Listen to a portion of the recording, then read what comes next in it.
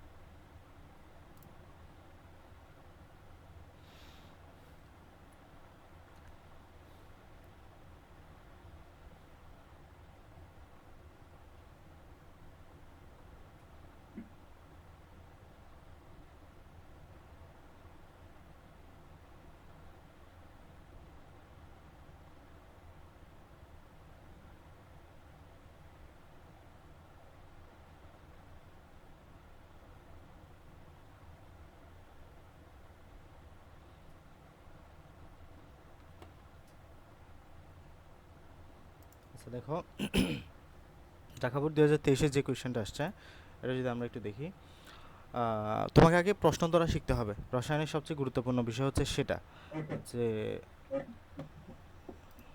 কিছু বলতে চাচ্ছ কেউ?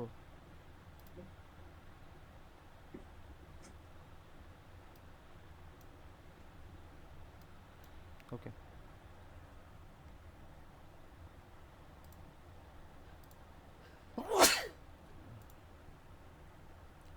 আচ্ছা দেখো, তাহলে আমাদের এখানে আগে তোমাকে প্রশ্নটা বুঝতে হবে। প্রশ্ন বোঝা ছাড়া তুমি সিকিউ ধরতেও পারবে না। হ্যাঁ, সো আমরা আগে প্রশ্নটা বুঝবো। এখানে ডিইএফ প্রতীকী যৌগ, সর্ববহিস্থ স্তরের ইলেকট্রন বিন্যাস NS2 এবং NS2Np5 এবং N+1S2। ঠিক আছে, যেখানে আমাদেরকে গ নাম্বারে বলছো দীপকের ই অপেক্ষা ডি এর আয়নীকরণ বিভব বেশি কেন। হুম, ডি অপেক্ষা ই এর, তাহলে আমাদেরকে আগে ইডি বের করতে হবে, তো তারপরে না তুমি যাচাই করতে পারবে কোনটা কত। ঠিক আছে, আচ্ছা, তো এখানে তোমাকে এটা ভুল দেওয়া আছে, এখানে বি এর মান হবে না, এটা হবে এন এর মান, এটা হবে এন এর মান। ঠিক আছে, উল্টা দিক থেকে ইলেকট্রন বিন্যাস করবা তুমি। এন এর জায়গায়, এখানে যে জায়গায় এন আছে ওই জায়গায় কত বসাবা? 3। এন এর মান কত বলছে? 3। তার মানে দেখো, আমি যদি ডি এবং ই বের করতে যাই, আমাকে ডি এর মান কত দেওয়া আছে? NS2। তার মানে এন এর জায়গায় আমি যদি 3 বসাই, তার মানে 3s2 হবে। 3s2 থেকে উল্টা দিক থেকে ইলেকট্রন বিন্যাস করে। 3s2 তে ইলেকট্রন কখন প্রবেশ করে? যখন 2p6 ইলেকট্রনটা ফিল আপ হয়। 2p6 এর আগে কে হয়? 2s2 হয়। 2s2 এর আগে কে হয়? তোমার 1s2 হয়, তাই না? 1s2 হয়। টোটাল কয়টা ইলেকট্রন হলো? এখানে 2টা, এখানে 6টা, 8টা, তো 12টা, তাহলে 12টা হলো। 12, যার তোমার যে প্রোটন সংখ্যা 12 হলে পারমাণবিক সংখ্যা 12 বিশিষ্ট পরমাণুর নাম কি? ম্যাগনেসিয়াম। তার মানে ডি মূলের নাম হলো ম্যাগনেসিয়াম। তুমি যদি এটা ধরতেই না পারো, তুমি এমসিকিউ সলভ করতে পারবে না, সিকিউ। সো এগুলাকে বুঝতে হবে। ই দেখো, ই হচ্ছে NS2Np2। তাহলে এখানে NS2টা আছে, তার মানে 3s2টা আছে। তাহলে আমি যদি আবার বলি, এখানে NS2Np2, তার মানে আমি যদি n এর জায়গায় 3 বসাই দিই, 3s2 হবে, এটা হবে 3p2। 3p2 সর্বশেষ ইলেকট্রন বিন্যাস 3s2। 3s2 এর আগে কে বসছে? 2p6 বসছে। 2p6 এর আগে 2s2 বসছে। 2s2 কে 1s2, মানে উল্টা দিক থেকে ইলেকট্রন বিন্যাস আমরা করে যাব। এখানে 10টা, এখানে টোটাল কয়টা? 4টা, তার মানে 14টা। এটা হচ্ছে 14তম পারমাণবিক সংখ্যা বিশিষ্ট এর নাম কি? সিলিকন। তার মানে ইটা হচ্ছে কে মূলত? সিলিকন। হ্যাঁ, এফটাও বের করে ফেলি, N+1s2। তার মানে N+1 মানে কত? 3+1s2। 3+1 মানে কত? 4s2। তার মানে এটাও এখন উল্টা দিক থেকে ইলেকট্রন বিন্যাস করে যায়। 4s2 এর আগে কে বসে? 3p6 বসে। এরপরে তোমার এটা বসবে কত? 3s2। 3s2 এর আগে কে বসবে? 2p6। 2p এর আগে 2s2। 2s2 এর আগে 1s2। কত হলো? হ্যাঁ, 3d কেন হবে বাবা? 3d তো তোমার শক্তি 4s2 এর চাইতে বেশি। 3d এর শক্তি বের করো। 3 প্লাস কত? 2, 5। 4s2 এর শক্তি বের করো। 4s এর 4 প্লাস 0, 4। কার শক্তি বেশি? 3d এর। তার কার শক্তি কম? 4s এর। তার মানে আগে 4s2 তে আগে ইলেকট্রনটা প্রবেশ করবে। তুমি 3d তে কেন যাচ্ছ? 3d হবে না তো। হ্যাঁ, এটা তো আফবার নীতি। 3D জিরো হবে, 3Dতে জিরো ইলেকট্রন থাকবে। 4s2 ফিল আপ করে তারপর 3Dতে যাবে, কারণ 3D এর শক্তি বেশি 4s2 এর চাইতে। আসো এখানে 2টা, এখানে 10টা, এখানে 8টা, 18টা, এখানে 2টা, কয়টা হলো 18 আর 20টা। তাহলে এটা হচ্ছে কে মূলত 20, 20 কে হয় ক্যালসিয়াম হয়, তাই না? এটা হচ্ছে ক্যালসিয়াম। তাহলে আমরা বের করলাম, কিন্তু নামগুলো বের করে ফেলছি। এখন আমাদেরকে যা বলছে তা ই অপেক্ষা ডি। ই কে, ই হচ্ছে তোমার সিলিকন, তার মানে সিলিকনের সাথে কার সাথে তুলনা করবে, ম্যাগনেসিয়ামের।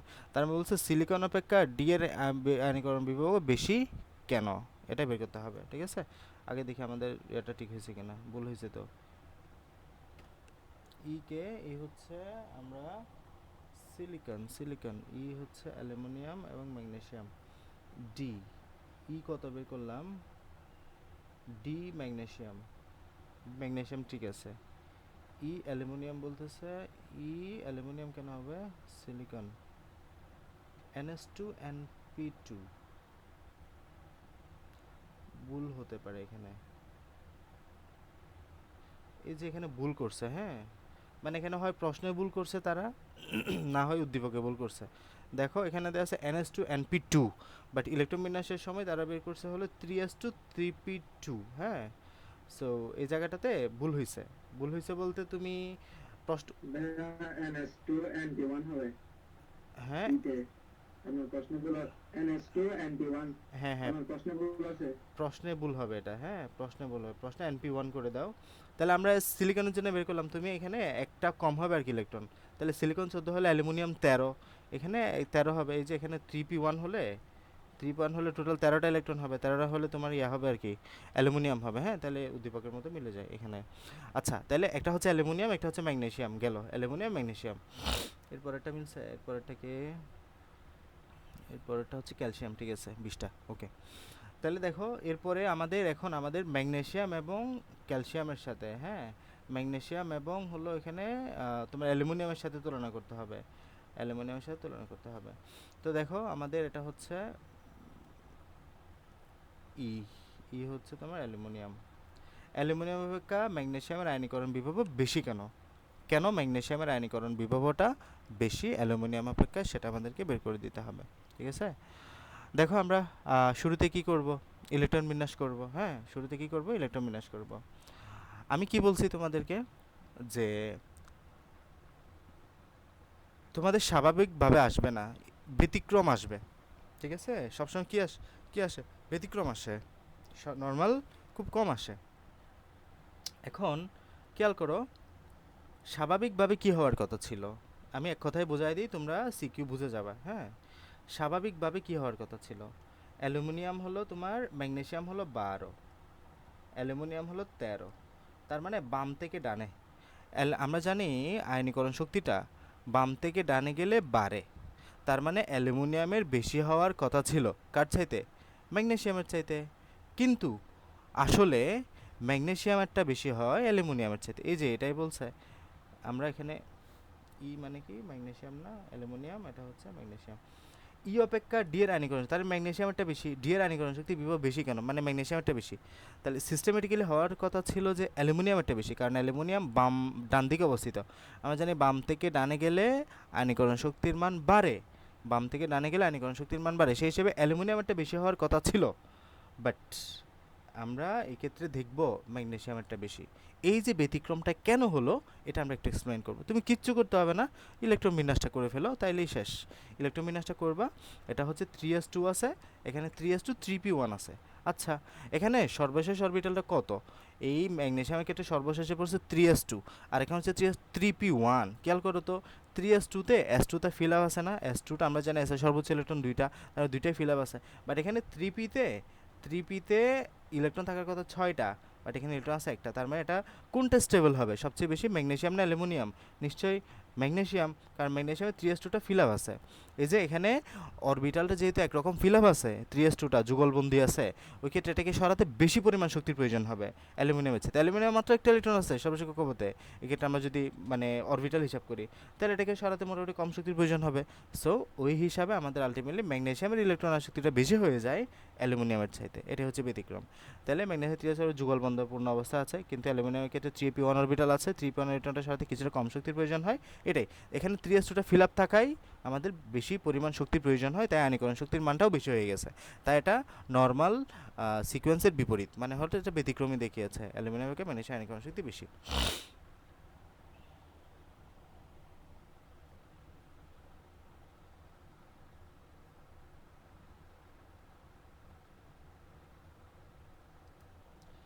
এরপর আসো যে ডি, আমাদের এটা হচ্ছে তোমার ডি হচ্ছে কে ম্যাগনেসিয়াম, হ্যাঁ, ম্যাগনেসিয়াম কার্বনেট এবং ক্যালসিয়াম কার্বনেট, হ্যাঁ, এটা আমরা যেহেতু ক্যালসিয়াম পেয়েছি, এফটা ক্যালসিয়াম, আর এখানে কে ম্যাগনেসিয়াম, হ্যাঁ, এটা হচ্ছে ম্যাগনেসিয়াম কার্বনেট এবং ক্যালসিয়াম কার্বনেট, ম্যাগনেসিয়াম কার্বনেট এবং K calcium carbonate, magnesium carbonate এবং ক্যালসিয়াম কার্বনেটের মধ্যে কোনটি অধিক তাপে বিয়োজিত হয়, ঠিক আছে, ম্যাগনেসিয়াম ম্যাগনেসিয়াম কার্বনেট এবং ক্যালসিয়াম কার্বনেটের মধ্যে কোনটা অধিক তাপে বিয়োজিত হয় সেটা আমাদেরকে দেখতে হবে, ঠিক আছে। আচ্ছা, তাহলে ম্যাগনেসিয়াম কার্বনেট এবং ক্যালসিয়াম কার্বনেট, তাহলে আমাদের এই ক্ষেত্রে তোমার ফাজানের নিয়মটা অ্যাপ্লাই করতে হবে, ঠিক আছে। ম্যাগনেসিয়াম এবং ক্যালসিয়ামকে অধিক তাপে বিয়োজিত হয়, মানে স্ফুটনাঙ্ক আর কি, বিয়োজিত হওয়া গলনাঙ্ক আর কি, হ্যাঁ, গলনাঙ্কটা বের করতে হবে। সো আমাদের এটা একটু ফাজানের নিয়মের আলোকে ব্যাখ্যা করে তারপর নিয়ে আসতে হবে, হ্যাঁ। ম্যাগনেসিয়াম এবং ক্যালসিয়াম সেম, কার্বনেট তো এখানে সেম, তার মানে ক্যাটায়ন, ম্যাগনেসিয়াম এবং ক্যালসিয়াম। আমি আস্তে আস্তে যাচ্ছি, তারপর তোমরা আস্তে আস্তে বুঝতে পারবে, হ্যাঁ। আচ্ছা, ফাজানের নিয়মটা কি মনে আছে? যে এগুলো তোমরা নিজেরা পড়ো, আমি জাস্ট বোঝাই দিই, তোমাদের জন্য সহজ হবে বিষয়টা। ফাজানের নিয়মটা কি ছিল, যে ক্যাটামিয়া ছোট, অ্যানামিয়া বড়, ক্যাটাইয়া অ্যানাইয়া বাড়িলে চার্জ ডি কে ধরো। প্রথম লাইনটা কি ছিল? ক্যাটামিয়া ছোট না, ক্যাটামিয়া ছোট, ক্যাটামিয়া ছোট, হ্যাঁ। ক্যাটায়ন যত ছোট হবে আলটিমেটলি পোলারায়ন তত বেশি হবে, তাই না? পোলারায়ন তত বেশি হবে, পোলারায়ন তত বেশি হবে, পোলারায়ন যত বেশি হবে আলটিমেটলি আমাদের পোলারায়ন যত বেশি হবে আর কি, হ্যাঁ, পোলারায়ন যত বেশি হবে তোমার যে গলনাঙ্ক স্ফুটনাঙ্কগুলো বিপরীত বলছি না, সব এক কথায় মনে রাখতে। পোলারায়ন যত বেশি হবে আলটিমেটলি, পোলারায়ন মানে কি? পোলারায়ন মানে হলো তোমার সমযোজী যৌগের আয়নিক বৈশিষ্ট্য ছিল সমযোজী, হইতে চাচ্ছে আয়নিক, তার মানে আলটিমেটলি তোমার না, উল্টা হয়ে যাচ্ছে, তো আয়নিক যৌগের সমযোজী বৈশিষ্ট্য, হ্যাঁ, উল্টা, আয়নিক যৌগের সমযোজী বৈশিষ্ট্য আলটিমেটলি আমাদের গলনাঙ্ক শ্রেণীগুলো কমবে, উল্টা করে মনে রাখতে বলছি। একদম তুমি একদম শুরু থেকে চিন্তা করে আনার চাইতে জাস্ট সামারিটা মনে রাখো, যে পোলারায়ন যত বেশি গলনাঙ্কের স্ফুটনাঙ্ক তত কম, আলটিমেটলি আমাদের সবসময় গলনাঙ্কের স্ফুটনাঙ্ক নিয়ে কাজ করতে হবে। সো এই ক্ষেত্রে এখন গলনাঙ্ক দিছে না, তো এই ক্ষেত্রে আমরা মনে রাখবো যে উল্টা, তার মানে আমরা ক্যালসিয়াম এবং ম্যাগনেসিয়ামের মধ্যে কাজ করবো। ক্যালসিয়াম এবং ম্যাগনেসিয়াম উভয় ক্যাটায়ন, তাই না? ক্যালসিয়াম এবং ম্যাগনেসিয়াম, তাহলে দেখো ম্যাগনেসিয়াম এবং ক্যালসিয়াম, এখন তাদের আকার নিয়ে কাজ করতে হবে। যার আকার ছোট, এই যে ক্যাটামিয়া ছোট, যার আকার ছোট তার পোলারায়ন বেশি হবে, তার মানে তাদের আগে আকারের পার্থক্যটা বের করো, কোনটার আকার বড় কোনটার আকার ছোট। খেয়াল করে, এটা তো এক লাইনে বের করা ফেলে যায় এখানে ইলেকট্রোমিনাস থেকে। ম্যাগনেসিয়াম হচ্ছে তোমার 3s2, হ্যাঁ, এটা হচ্ছে 3p2, তার মানে ম্যাগনেসিয়াম হচ্ছে বাম থেকে ডানে গেছে না, এটা হচ্ছে ম্যাগনেসিয়াম 12, এটা হচ্ছে অ্যালুমিনিয়াম 13, ম্যাগনেসিয়াম 12 এবং অ্যালুমিনিয়াম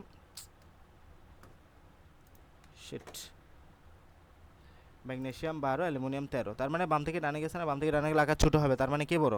ম্যাগনেসিয়াম বড়। বাম থেকে ডানে গেলে কি জানি আকার ছোটো হবে, লাস্ট কক্ষপথ ইলেকট্রন যত বাড়বে আকর্ষণ তত বাড়বে, আকার ছোটো হবে, তার মানে ম্যাগনেসিয়ামের আকারটা বড়, তাই না? ম্যাগনেসিয়ামের আকারটা বড়, ম্যাগনেসিয়ামের আকার বড় মানে কি আমরা জানি ক্যাটাম, অ্যালুমিনিয়াম বলবেন তো? হ্যাঁ, আবার বলো। অ্যালুমিনিয়াম বললেন তো ভাইয়া, এফ এফ নাম্বার ওটা বলছে। কই কই এফ, আচ্ছা এফ হলো ক্যালসিয়াম, সরি। তাহলে আমরা ক্যালসিয়াম এবং কার সাথে তুলনা করবো? ম্যাগনেসিয়ামের সাথে, ওকে। তাহলে এখানে কাকে দিব, যে তোমার ক্যালসিয়াম এবং ম্যাগনেসিয়াম, ওয়েট, ক্যালসিয়াম এবং ম্যাগনেসিয়াম, হ্যাঁ, ক্যালসিয়াম হচ্ছে 20, ম্যাগনেসিয়াম হচ্ছে 12, ক্যালসিয়াম হচ্ছে 20। তাহলে এখানের মধ্যে এবার আকারটা খেয়াল করো, ক্যালসিয়ামের ইলেকট্রোবিন্যাসটা করতে হবে, আবার এখানে ঝামেলা আছে একটা, ক্যালসিয়ামের ইলেকট্রোবিন্যাসটা করো, ক্যালসিয়ামের ইলেকট্রোবিন্যাস করলে তুমি ক্লিয়ার কাট ইয়ে পাবা। ক্যালসিয়ামের মধ্যে আমরা ক্যালসিয়ামের ইলেকট্রোবিন্যাসটা করি, calcium 1s2, 2s2, 2p6, 3s2, 3p6, 4s2, এটা হচ্ছে ক্যালসিয়াম ইলেকট্রোবিন্যাস। আর ম্যাগনেসিয়াম ইলেক্ট্রোমিনাস কি ছিল? ম্যাগনেসিয়াম আবার যদি করি 1s2 2s2 2p6 3s2, মানে আমি ওই যে বিরিয়ানি মোগলাই কাবাব, তোমার যদি এটা সহজে মনে রাখতে পারো, গ্রুপ 2 এর মৌলগুলো মনে আছে? গ্রুপ 2 এর মৌল হচ্ছে বিরিয়ানি, মোগলাই, কাবাব। এই যে বিরিয়ানি, মোগলাই, কাবাব, ম্যাগনেসিয়াম, ক্যালসিয়াম, মানে এটা আমরা যখন উপর থেকে নিচে যাবো অবশ্যই ক্যালসিয়ামের আকার বড় হবে, এটা তো বোঝা যাচ্ছে, তাই না? অবশ্যই বোঝা যাচ্ছে যে আমরা যত উপর থেকে নিচে যাবো ক্যালসিয়ামের আকার বড় হবে। তারপর তুমি যদি ইলেক্ট্রোমিনাস থেকে বের করতে চাও তাও বের করতে পারো। ম্যাগনেসিয়াম, ক্যালসিয়ামের ক্ষেত্রে সর্বশেষ কক্ষপথ হতো 4s2, ম্যাগনেসিয়ামের ক্ষেত্রে সর্বশেষ কক্ষপথ হচ্ছে 3s2, তার মানে 4 বড় না 3 বড়, 4 নাম্বার কক্ষপথ বড় না 3 নাম্বার কক্ষপথ বড়? অবশ্যই 4 নাম্বার কক্ষপথ আকার বড় হয়ে গেছে, বা লাস্ট কক্ষপথে ইলেকট্রন একই, এখানে দুইটা এখানে দুইটা, তার মানে অবশ্যই ক্যালসিয়াম বড়। আমাদের বলছে ক্যাটামিয়া ছোট, যে যত ছোট তার পোলারায়ন তত বেশি। দেখো কে ছোট তাহলে? ম্যাগনেসিয়াম ছোট। তুমি একটা ডিসিশন আগে চলে আসো আগে, ক্যাটামিয়া ছোট, কে ছোট? ম্যাগনেসিয়াম ছোট। যে ছোট, যে যত বেশি ছোট তার পোলারায়ন তত বেশি, তার মানে কার পোলারায়ন বেশি? ম্যাগনেসিয়ামের পোলারায়ন বেশি। যার পোলারায়ন বেশি তার গলনাঙ্ক তত কম, তার মানে কম কার হবে? ম্যাগনেসিয়াম, বেশি কার হবে? ক্যালসিয়াম। আমি আনসারটা মিলাই, কম কার হবে? কম কার হবে বলছি? ম্যাগনেসিয়াম। বেশি কার হবে? ক্যালসিয়াম। কম ম্যাগনেসিয়াম, কম ম্যাগনেসিয়ামের বিজন তাপ কম। এই যে মিলছে, এটাই হচ্ছে সামারি একদম, তুমি এখান থেকে বের করে আনতে হবে। ক্যালসিয়ামের তুলনামূলক তাপ বেশি হবে, এটাই একদম তুমি ফাজারের নিয়ম মেতে এটা বের করবা। এখন তুমি অনেক রিডিং পড়ে যদি আলটিমেটলি বেসিকটা না বুঝো তাহলে কিন্তু বের করে আনতে পারবে না। হ্যাঁ, তাহলে ফাজারের নিয়মটা কি ছিল? ক্যাটামিয়া ছোট, অ্যানামিয়া বড়। এই যে ক্যাটায়ন আমরা এখানে বের করছি ক্যালসিয়াম এবং ম্যাগনেসিয়াম। হ্যাঁ, ক্যাটায়ন কাকে, কে ছোট আগে বের করছি এটা আকারের মাধ্যমে। তাহলে এখানে আমরা দেখছি যে ম্যাগনেসিয়ামটা ছোট, ম্যাগনেসিয়াম যে ছোট তার পোলার আয়নটা কি তোমার তত বেশি। এখানে শর্ত হচ্ছে ক্যাটামিয়া ছোট, মানে ক্যাটায়ন যত ছোট হবে তার পোলারায়ন তত বেশি হবে। তাহলে এই ক্ষেত্রে আমাদের ক্যাটায়ন ছোট বলছে, এখানে আমাদের ক্যাটায়নের আকারটা বড় হয়েছে।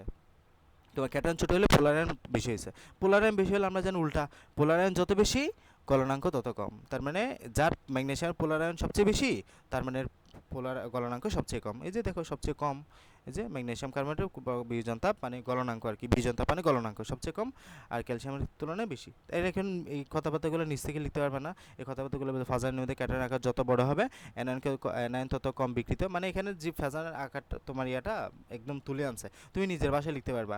ফাজানের সূত্রের মতো আমরা জানি ক্যাটায়ন যত ছোট হবে, ক্যাটায়ন যত ছোট হবে আলটিমেটলি আমাদের পোলারায়ন তত বাড়বে। পোলারায়ন মানে কি?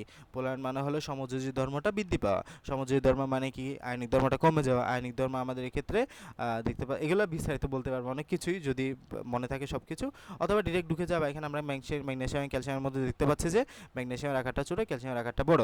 এক্ষেত্রে ম্যাগনেসিয়ামের যেহেতু আকার ছোটো তাই এটা পোলারায়ন সবচেয়ে বেশি হবে। পোলারায়ন বেশি হলে এটার মধ্যে গলনাঙ্ক স্ফুটনাঙ্ক আমরা ইতিমধ্যে কম পাবো। এইগুলোই বিস্তারিত বলে দিবে আর কি। হ্যাঁ, আর এখানে লিখতে পারো না লিখতে পারো, অসুবিধা নাই। ওকে, বুঝতে পারছো কি সিকিউটা?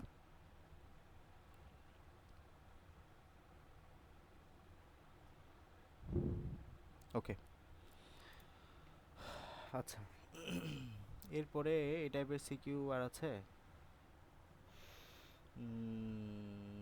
এটা হচ্ছে, আচ্ছা এরপরে শঙ্করায়নে চলে গেছে। আমি কম 6টা সিকিউ নিছি মাত্র, এগুলোর মধ্যে দেখি পাই কিনা।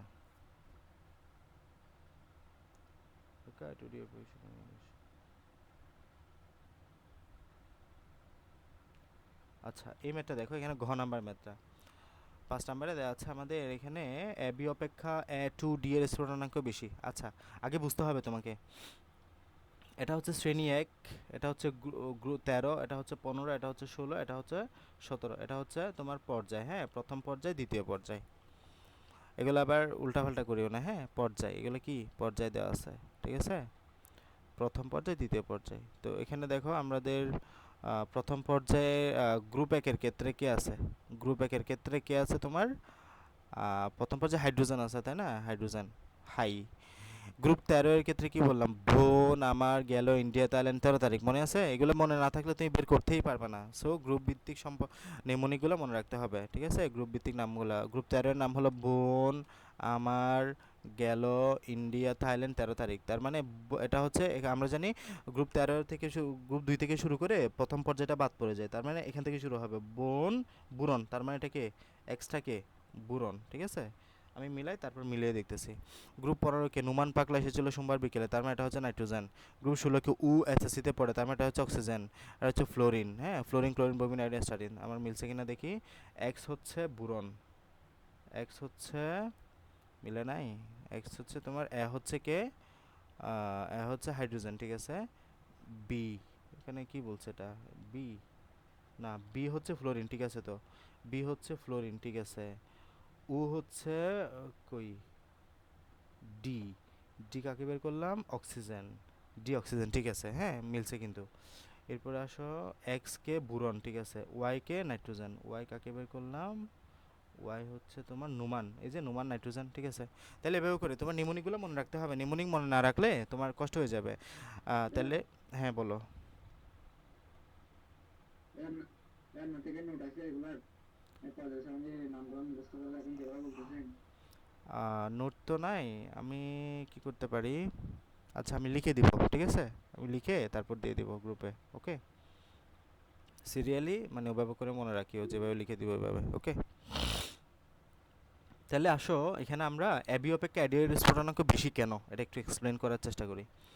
তাহলে দেখো আমাদের এটা কোথায় ছিল, কারো যদি মনে পড়ে, আমরা কিন্তু পড়ে আসছি এটা, কোথায় পড়ে আসছি, হাইড্রোজেন বন্ধনে, হ্যাঁ হাইড্রোজেন বন্ধনে বা এর আগে তোমার হাইড্রাইডের বন্ধন গঠনে পড়ে আসছি। আচ্ছা দেখো, তাহলে তুমি অ্যাবিডি বের করে ফেলছো, অ্যাবি মানে কি হতে পারে, তাহলে হাইড্রোজেন ফ্লোরাইড, টু ডি মানে কি হতে, এস টু উ, তাহলে পানি, হ্যাঁ তাহলে যৌগগুলো বের করছো এইচ এফ এবং এস টু উ, তাহলে এইচ এফ অপেক্ষা এস টু এর স্ফুটনাঙ্ক বেশি, এইচ এফ অপেক্ষা তোমার এস টু উ এর স্ফুটনাঙ্ক কি হয়, বেশি হয়।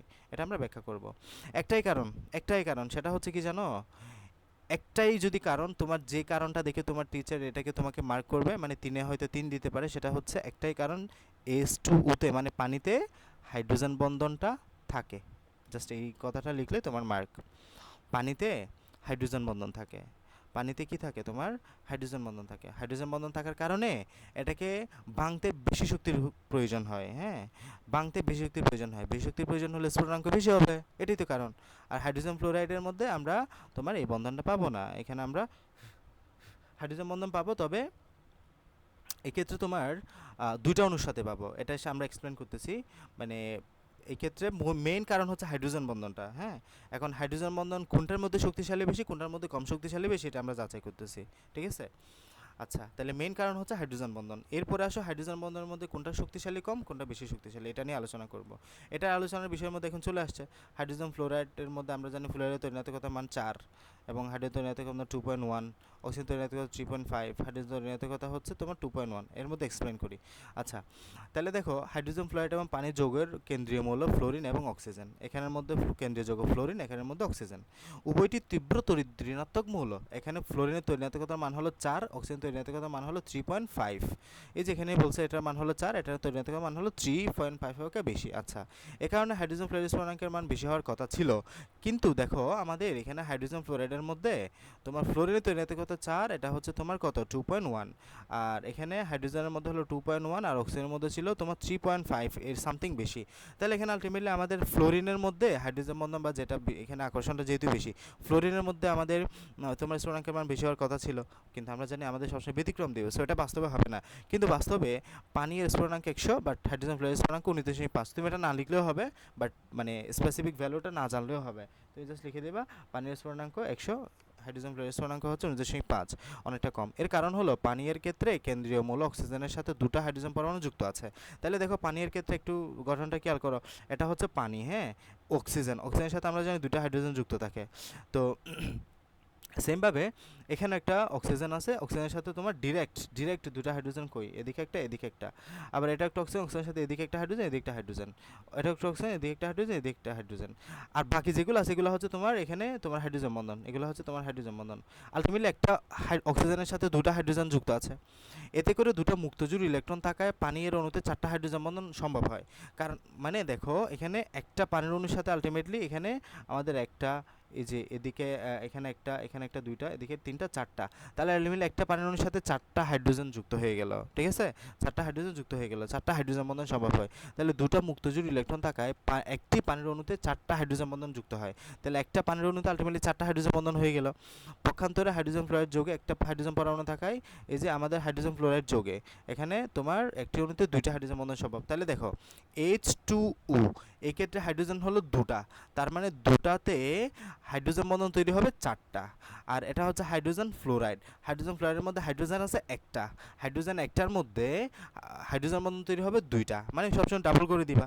তাহলে আমাদের যেখানে হাইড্রোজেন বন্ধন বেশি সেটাকে ভাঙতে বেশি পরিমাণ শক্তির প্রয়োজন হবে না, তাহলে এখানে যেহেতু চারটা হাইড্রোজেন বন্ধন তাই এটার স্ফুটনাঙ্কটা বেশি হয় এটার চাইতে। বুঝতে পারছো? তাহলে একদম সিলি রিজন সেটা হচ্ছে যে H2O তে হাইড্রোজেনের সংখ্যা হচ্ছে দুটা, যেখানে এই দুটা হওয়ার জন্য এখানে তোমার হাইড্রোজেন বন্ধনের সংখ্যা হয়ে গেল কত? হাইড্রোজেন বন্ধনের সংখ্যা হয়ে গেল চারটা।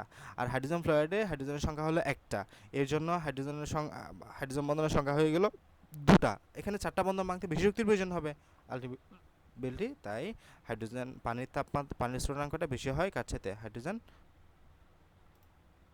ফ্লোরাইডের চাইতে।